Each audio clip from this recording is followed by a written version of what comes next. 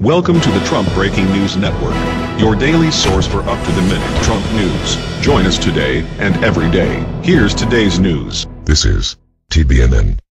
We interrupt this video to bring you a special announcement. We will continue with your video after this short announcement. There is a massive boycott with YouTube and its advertisers happening right now. This boycott threatens our existence, as well as the entire YouTube channel database. You can do a search on Google to confirm this boycott. We urge you to help by supporting our channel with a $1 donation, just $1, to help offset our growing expenses. Our staff is working diligently to keep you informed and up to date on events and intel that you have grown accustomed to receiving. Our staff produce over 70 videos on a daily basis in English and in Spanish. This is a tremendous undertaking. This is why we use a computerized voice, because of the massive amount of information we provide for you. We accept PayPal donations, and our donation link is below in our description. When the boycott is over, we'll let you know. This is a serious situation for YouTube and its advertisers. If you appreciate our channel and the intel that we provide for you, then please consider this much needed $1 donation. I want to personally thank you in advance for your support. Victory of the light. And now, here is your scheduled video. Trump unexpectedly calls China's president to discuss North Korea. By Tyler Durden. With the Carl Vinson carrier group steaming toward the Korean Peninsula, it is expected to arrive sometime over the weekend, in an unexpected overnight development less than a week after his first meeting with China's president. Donald Trump called President Xi on the phone to discuss trade and the developing North Korean situation. According to China's state television, Xi stuck with his objective of denuclearization of the Korean Peninsula, and called for a peaceful resolution of rising tension. China insists on realizing the denuclearization of the peninsula, insists on maintaining peace and stability on the peninsula, and advocates resolving the problem through peaceful means, Xi was quoted as saying in the call, according to Chinese state broadcaster CCTV said. Chinese Foreign Ministry spokesman Lu Kang, who said Trump had initiated the call, urged everyone to lower the tension. We hope that the relevant parties do not adopt irresponsible actions. Under the current circumstances, this is very dangerous, Lu told reporters at a regular press briefing.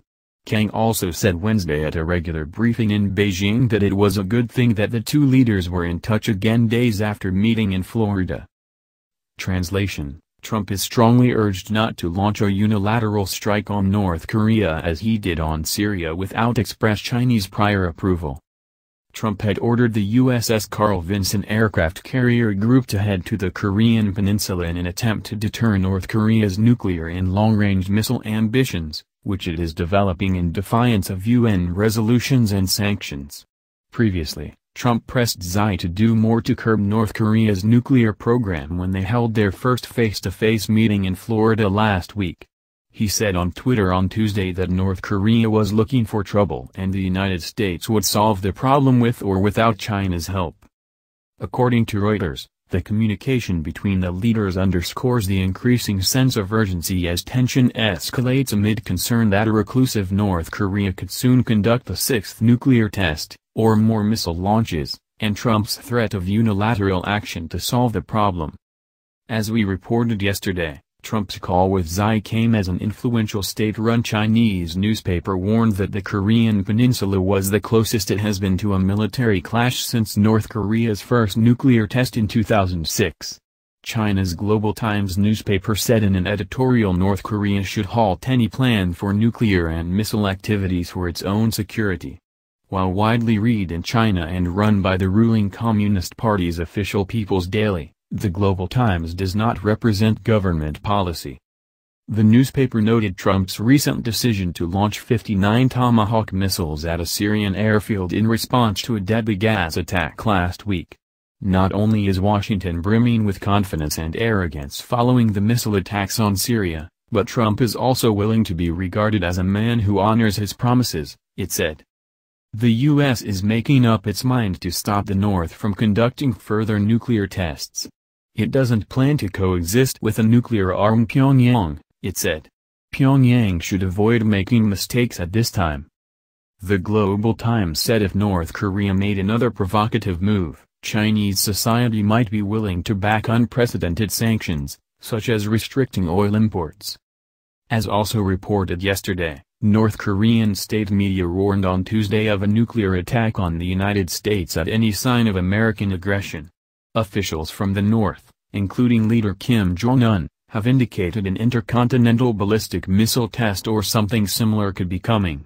North Korea launched a long-range rocket carrying a satellite on April 13, 2012, marking the anniversary of the birth of North Korea's founding president Kim Il-sung. Saturday will be the 105th anniversary of his birth. Residents throng Pyongyang's boulevards on a sunny spring morning, some practicing for a parade to be held on the weekend, with no visible sign of the tension. So long as we are with our supreme leader Marshal Kim Jong-un, we are not afraid of anything, a woman who gave her name as Ri Hyun-sum told Reuters journalists, who were escorted by North Korean officials. Regardless of the mood on the ground in North Korea, for now at least the entire region remains on edge. Russia has said it is worried about the possibility of a U.S. attack on North Korea, and it would raise the issue with visiting U.S. Secretary of State Rex Tillerson. Russian media quoted Deputy Foreign Minister Sergei Ryabkov as saying. Earlier on Wednesday, two sources in Tokyo said Japan's Navy planned exercises with the Carl Vinson carrier group in a joint show of force. Japan's Maritime Self-Defense Force and the U.S. Navy could conduct helicopter landings on each other's ships, as well as communication drills, they said. A senior Japanese diplomat said it appeared the U.S. position was to put maximum pressure on North Korea to reach a solution peacefully and diplomatically. At least, if you consider overall things such as the fact that the U.S. government has not put out warnings to its citizens in South Korea, I think the risk at this point is not high, said the diplomat, who declined to be identified. South Korea's acting president, Hwang Kyo-ahn, has warned of greater provocations by North Korea and ordered the military to intensify monitoring. The North fired a liquid-fueled Scud missile this month, the latest in a series of tests that have displayed its ability to launch attacks and use hard-to-detect solid-fuel rockets. North Korea remains technically at war with the United States and its ally South Korea after the 1950 to 1953 Korean conflict ended in a truce, not a peace treaty. It regularly threatens to destroy both countries. The market's attention will now focus to developments in Moscow, where Rex Tillerson is meeting with Russian Foreign Minister Sergei Lavrov at a very tense time for both countries. That's the news. Join us here every day. Be sure to subscribe and click the bell. See you next time. This is TBNN.